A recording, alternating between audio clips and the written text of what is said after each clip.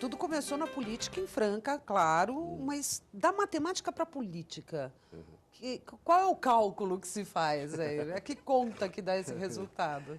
Olha, eu estava em São Carlos, né? Eu fazia mestrado e doutorado lá em São Carlos. E depois fui até contratado pela Universidade de São Paulo, era professor da USP de São Carlos. E a minha mulher sofreu um acidente, né? E ela ficou toda engessada, era uma dificuldade terrível. Eu pedi para a universidade para levá-la a Franca, para que ela ficasse aos cuidados da mãe, das irmãs e tal, porque estava bem difícil, bem complicado. A Universidade de São Paulo permitiu e eu fiquei, né, naquele vai e vem. E naquele vai e vem, Franca, São Carlos, né, me convidaram lá, uns amigos me convidaram lá para participar de uma reunião cujo assunto era o que eu mais detestava, que se chamava política. Me arrastaram para lá e fui participar dessa reunião, torcendo para acabar a reunião, era tão chato. E era as vésperas de eleições municipais. Aí me fizeram ser candidato para um negócio lá que chamava vereador, que eu não sabia o que era. Eu aceitei pela pressão e estava 6 anos fora de Franca, né? E de repente eu fui o quinto mais votado no vereador. Então eu não tenho vergonha de dizer que eu fui eleito para alguma coisa que eu não sabia de jeito nenhum o que significava aquilo. O senhor caiu de paraquedas. Caí de paraquedas. Aí eu tive que aprender depressa. Poxa, me elegeram. Né? Eram os ex-alunos, né? Eu dei aula para todo mundo em Franca. Então, eu tive que aprender rapidamente. Foi um mandato de 6 anos. Nos 2 do meio já fui presidente da Câmara Municipal. Depois, no final dos 6 anos, me fizeram ser candidato a prefeito. Eu não ganhei, né? Mas eu andava pelas ruas de Franca, isso foi em 88. Eu andava pelas ruas de Franca e todo mundo, ô deputado, falou, o que é isso? Falei, pela votação que você teve, você tem que ser deputado. Então, em 1990, eu fui candidato a deputado. E foi eleito. Franca já me elegeu e estou até hoje. Franca sempre dando uma votação expressiva para mim. Foi muito difícil no começo, deputado? Ou o vírus da política entrou rapidamente aí na corrente sanguínea? Não, olha, não é o vírus da política, é a consciência política que entrou rapidamente. Né? Quer dizer, aí é que eu percebi o tamanho da minha omissão pessoal. Como é que eu podia ser alienado à política? Se a política decide todas as coisas mais importantes que regem a nossa sociedade, a nossa comunidade, é o meio ambiente, é a saúde pública, é a educação, é a segurança pública, é a habitação. Como é que eu podia ficar alienado a esse processo? Então, foi uma consciência que veio rapidamente. Falei, nossa, mãe, eu preciso tirar o atraso. Eu preciso devolver agora aquilo que eu não fiz até agora. Então, rapidamente, tive essa consciência, graças a Deus tenho até hoje. Eu acho que na vida pública existe uma componente fundamental. Quem não tiver essa componente não deve participar, que é gostar de gente. Gostar de gente. Porque quem não gosta de gente, gosta de si próprio. Então, na política, vai se locupletar, vai procurar o seu próprio benefício. E graças a Deus, ele me deu esse dom. Eu gosto de gente, eu gosto de ser útil às pessoas que moram na cidade de Franca e nas cidades que eu represento da região.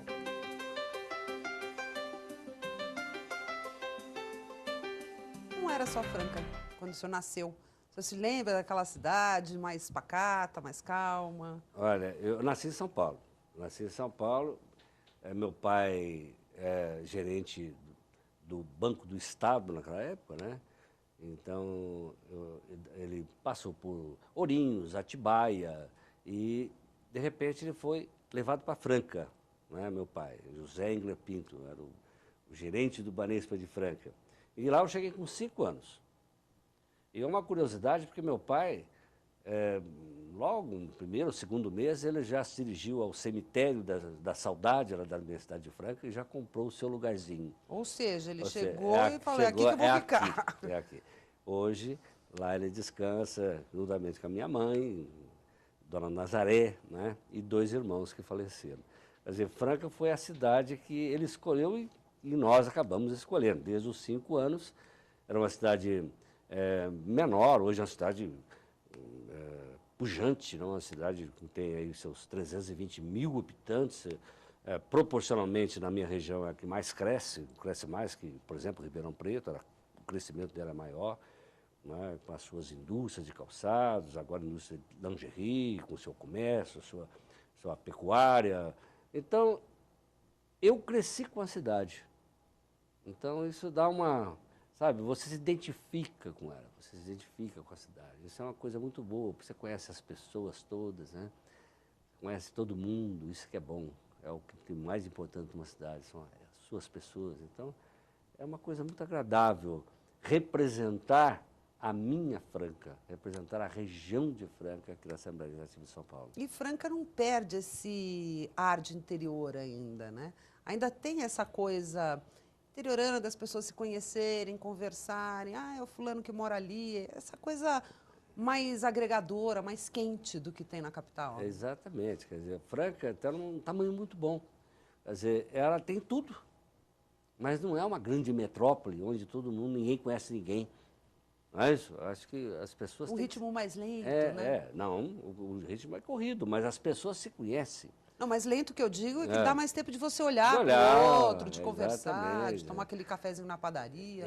Exatamente. Então, ela tem essa vantagem. É uma cidade grande, tem tudo, mas não é suficientemente grande para a gente perder aquilo que é o mais importante, que é o relacionamento entre as pessoas.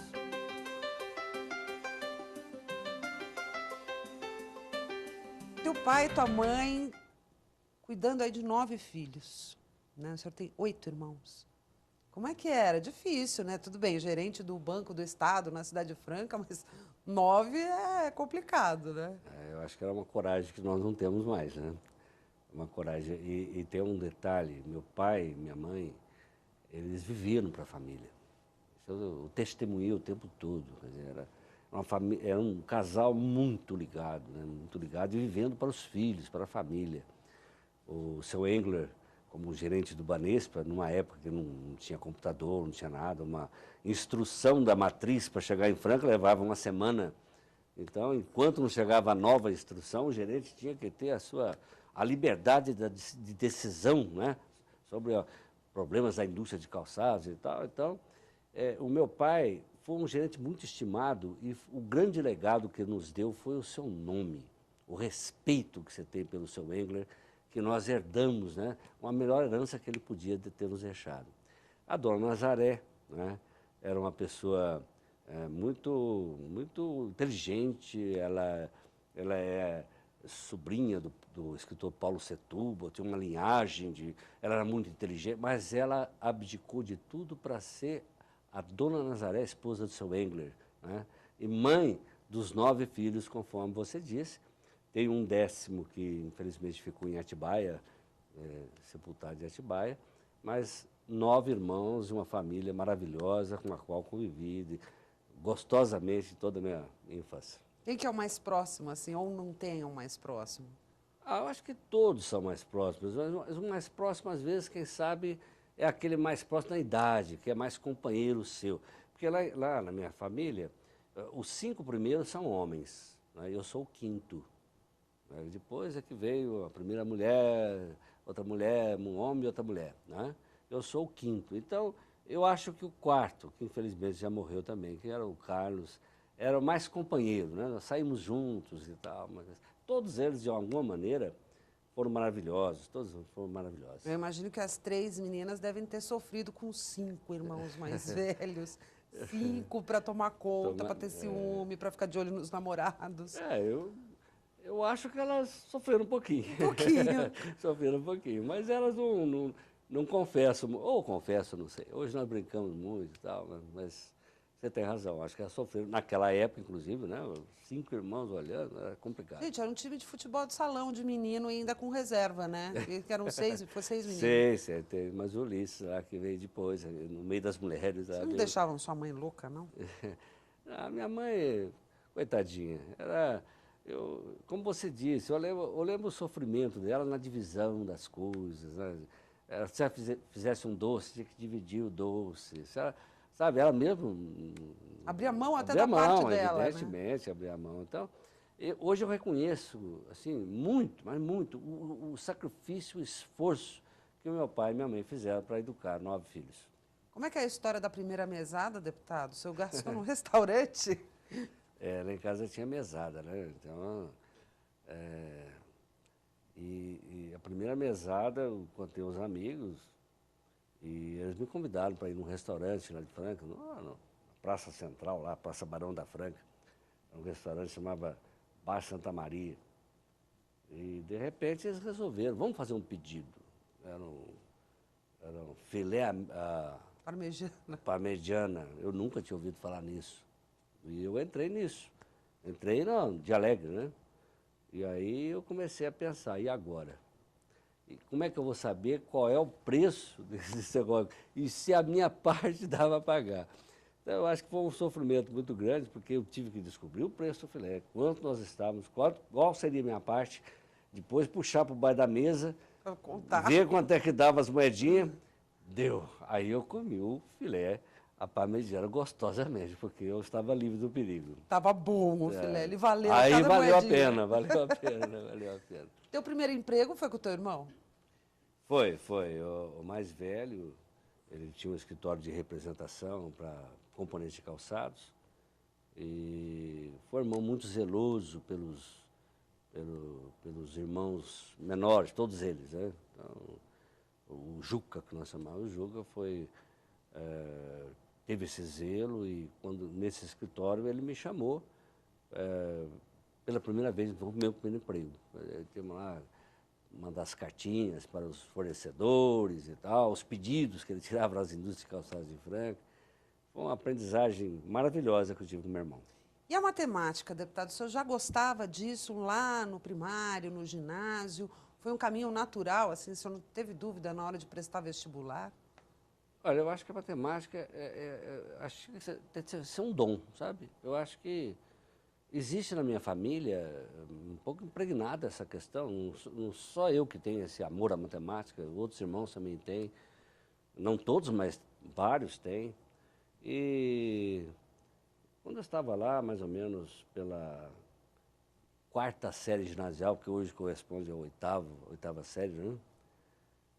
Uma vizinha, chamava Ana Maria Menezes, ela pediu aulas particulares de matemática. Eu era bom aluno de matemática, sempre fui bom aluno de matemática, mas aula particular, não, isso era muito para mim. Mas ela insistiu tanto, que eu tive que comprar o livro da série dela, eu acho que ela estava na primeira série ginasial, hoje é quinta série, e tive que estudar lá e dar aula particular para ela. E de dar aula particular para a Ana, começaram a virem outros alunos. E a minha casa se transformou, olha, lá era turmas de hora em hora. E saía uma turma de 6, entrava uma turma de 6. Saía uma turma de 6, entrava uma turma de 6. A Franca inteira começou a ir lá para tomar aulas particulares, que no começo era matemática, depois virou física. Então, o tempo todo, como professor, eu me lembro quando o pessoal ia para lá, estudar nas vésperas dos exames finais, e tinha gente que estava eu, por exemplo, estava no segundo científico, tinha gente do terceiro científico, à frente, Você na minha dava aula frente. para eles? Então, todo mundo estudando lá, ele vinha com a dificuldade, tinha que pegar o livro dele, ler, entender e explicar para ele, né? E eu sei que depois, quando eu completei 21 anos, isso deve ter começado com meus 15 anos, mais ou menos, né? Antes disso, aos 18, eu fui chamado para uma escola particular. Para dar aula? O famoso Ateneu de Franca, Instituto Francano de Ensino, para dar aula. Todos os alunos eram mais velhos que eu, matemática financeira e tal.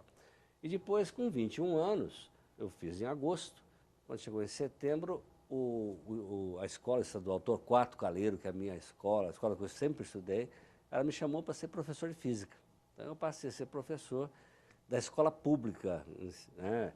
Eu tive uma aluna maravilhosa nessa época, e eu saía pela porta da frente, naquela época de terno, gravata, e ela saía pela porta lateral, nos encontrávamos na esquina, de mãozinha dada, a gente descia até a praça. Hoje faz 40 anos que estou casado com ela. Então, a Eliana, minha querida Foi esposa, sua aluna? foi minha aluna do terceiro colegial, quando eu comecei a dar aula de física, não é?